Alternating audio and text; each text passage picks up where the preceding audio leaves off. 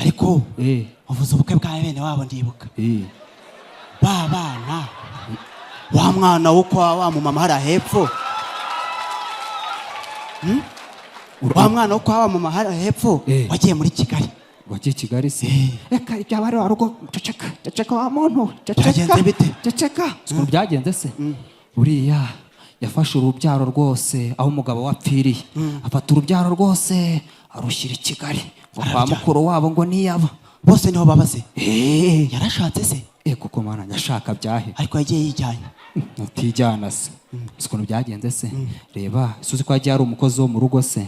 buriya yaragiye rero aragenda arakora byari mu makovide zamura igitenge uhisha utubere fashaho gato urumva aragenda byari waruvuze mu makovide noneho ahageze asangayo mfasha ariko